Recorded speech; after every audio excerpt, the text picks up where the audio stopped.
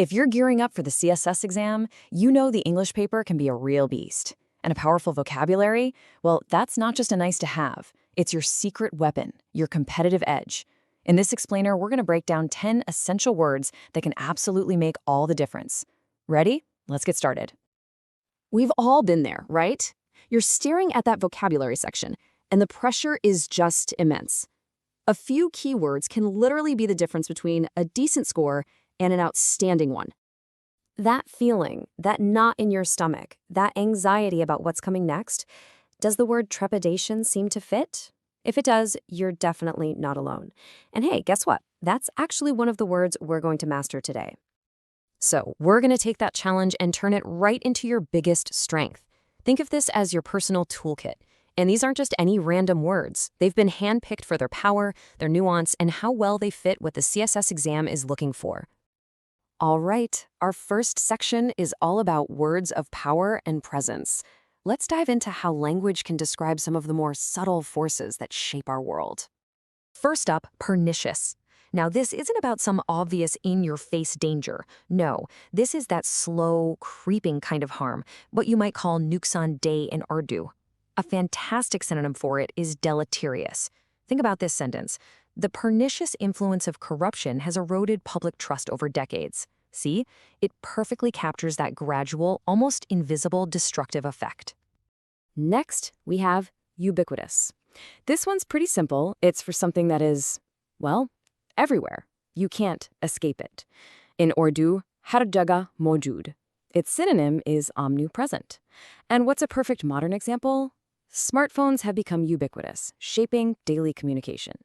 It's so true, they're just everywhere you look. Okay, now for a word you'll definitely see in action, obfuscate. This is when someone deliberately tries to make something confusing or unclear. In Urdu, that's mubham karna.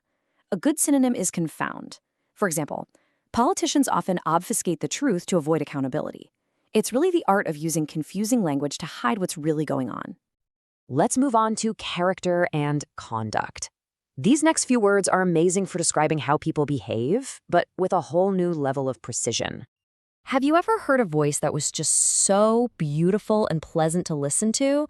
That's mellifluous. In Urdu, you might say mita bolne wala. A really lovely synonym is dulcet. Here's a great example.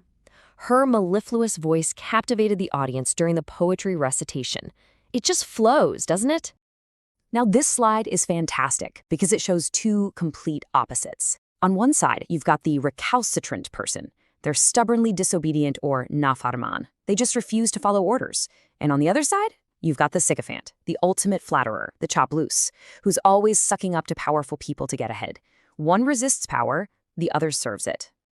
Okay, for our third theme, let's look at words of time and place. These words help us capture those quick, passing moments and the importance of being close to someone or something. Oh, this is such a beautiful word, ephemeral. It's for anything that's fleeting, that lasts for a very short time. In Urdu, arsi. A great synonym is fleeting. The example here is just perfect. The beauty of cherry blossoms is ephemeral, lasting only a few days each spring. It captures that sense of precious, temporary beauty. Here's one you might not hear every day, but it's incredibly useful, propinquity. It just means nearness, whether in physical space or in a relationship, what we'd call gurbat in Urdu. A synonym is vicinity. For example, the propinquity of their offices facilitated frequent collaboration. It's just a much more sophisticated way to say they worked close together. And for our final section, we're looking at words of life's journey, the words we use to talk about navigating all the ups and downs. And look at that, we've come full circle, right back to trepidation. It's that feeling of fear or anxiety about what's about to happen, khof or gubrahat. Apprehension is a great synonym. You can probably relate to this.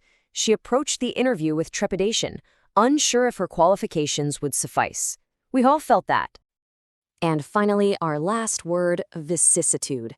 It's a bit of a mouthful, I know, but it refers to the big changes in life, especially the tough ones, the ups and downs, or halat ki tabdili. A good synonym is alternation. The example really shows its power. The vicissitudes of life taught him resilience through repeated hardships and successes. So there you have it, 10 incredibly powerful words. But listen, the goal here isn't just to memorize a list. The real key to crushing it on the CSS exam is knowing how to actually use these words and use them well. This quote right here, this is the single most important piece of advice you'll get. Examiners are not looking for you to just stuff your writing with fancy words. What they really want is clarity. Using the perfect word in the right context is so much more impressive than using a complicated one incorrectly. So what's your game plan? It's simple. First, always focus on the context. Don't just learn a definition, learn the feel of the word. Second, practice with synonyms to really deepen your understanding. And finally, dig into those past papers. See how these kinds of words are actually used and try applying them yourself. And with that, we're done. You now have a fantastic toolkit of 10 words that can really set your writing apart. So, my question to you is, which one are you going to use first? Whether you're describing the pernicious effects of a policy or the ephemeral beauty of a moment,